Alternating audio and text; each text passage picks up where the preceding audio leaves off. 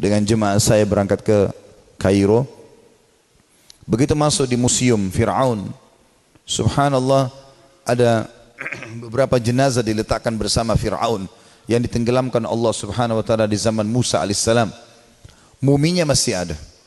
Pada saat masuk ke sana, ukuran badan mungkin sekitar 175 cm, tidak tinggi sekali. Sudah badannya, ya, daging atau ototnya mengerut tapi masih utuh. Ya.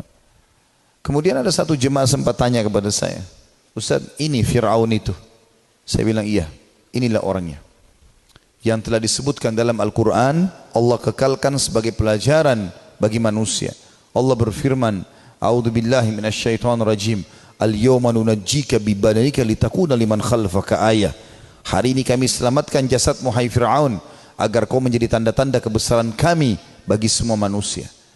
Sampai hari ini lebih dari 3000 tahun kita masih bisa melihat apa yang Al-Quran ceritakan tentang mumi seseorang yang mengaku Tuhan pada saat itu.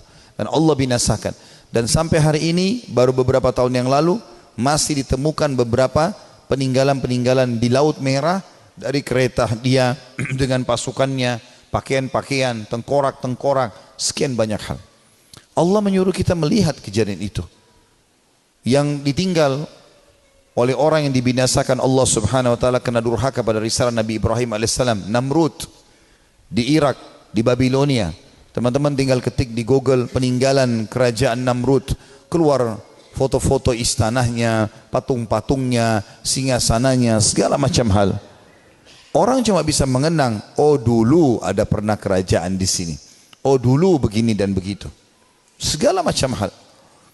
Kemudian juga di Madain Saleh di Saudi, 4 jam dari kota Madinah kurang lebih, ada kaum Thamud, kaumnya Nabi Saleh.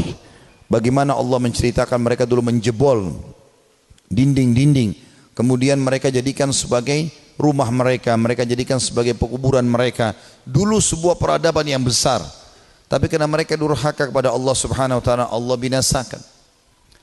Dan sekian banyak teman-teman sekalian. Dan sekarang di handphone kita ini, kita biar tidak ke lokasi sana, tinggal ketik saja Fir'aun, kelihatan muminya, piramidanya, segala macam hal. Namrud, ya kaum Thamud, ya, banyak sekali dalam Al-Quran yang digambarkan dan ada sekarang, bisa dilihat foto-fotonya. Itu semua menjadi pelajaran buat kita bahwa orang yang durhaka kepada Allah akibatnya akan sama. Kalau teman-teman di kantor kita mengikuti orang-orang yang berprestasi, misal orang itu dari awal masuk staf biasa, kemudian sampai mengikuti langkah-langkah positif di kantor, prestasi-prestasi sampai dia menjadi orang yang tinggi jabatannya. Lalu kemudian kita masuk kantor tersebut, kita ikuti langkah dia, maka buah tidak akan jauh dari pohonnya. Kita ikuti orang-orang yang berprestasi, kita akan sama dengan mereka. Kita ikuti orang-orang yang malas, pencuri, penipu di kantor, malas masuk, tidak mau kerja segala macam, pengangguran, kita akan sama dengan mereka.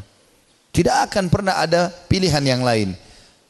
Maka sudah begitu sunnatullah, orang yang mengikuti kedurhakaan orang-orang yang durhaka pada Allah, nasibnya akan sama dengan Fir'aun, sama dengan Namrud, sama dengan yang lainnya.